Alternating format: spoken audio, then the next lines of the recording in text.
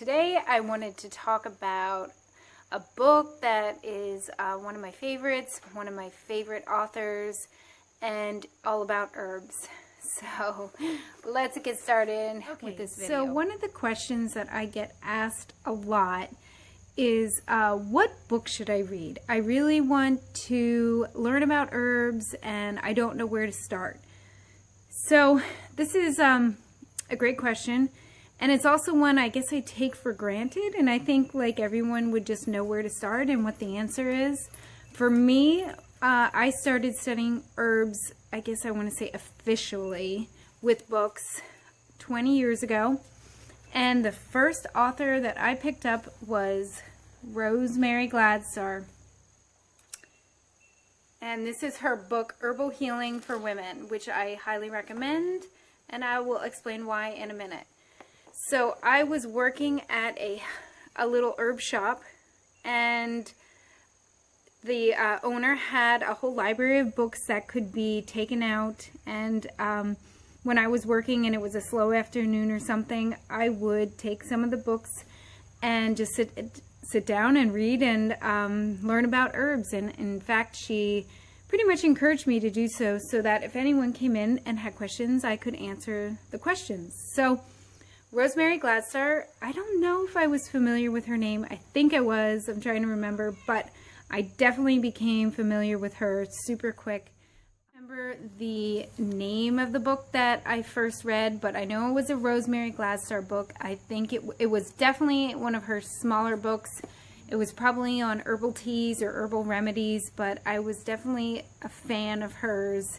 And started following her in videos and other books and articles and going on her Sage Mountain website and just learning as much as I could from her, even though we didn't know each other. But she has been a very instrumental teacher in my life, and I also have taken her courses, some of her online courses. So she's my favorite. And what I say to people is get a book, and get books that are older books, because they have wisdom that has been passed down through centuries, and they are not filtered and without so many warnings. So if at all possible, get books that are first printing, because sometimes when a book has been reprinted, they will then change things and kind of align them with what the FDA wants them to say about certain plants and herbs. And it isn't necessarily the wisdom of the ages and what has been true for herbalists and plants and people working with plants for thousands, if not hundreds of years, hundreds if not thousands of years. So I recommend getting old books, collectible books. I would say at least from the 70s. Now, this book is not that old, 1993. So even 1993, early 90s, 80s. But once you get into the 2000s with books, you might have a lot of that, like, warning, this herb is very dangerous, right after it goes through a whole list of all the things it does. And if you are new to plants and new to herbs, you might be very confused when you read that something is dangerous right after you just read that it is beneficial. So I suggest older books.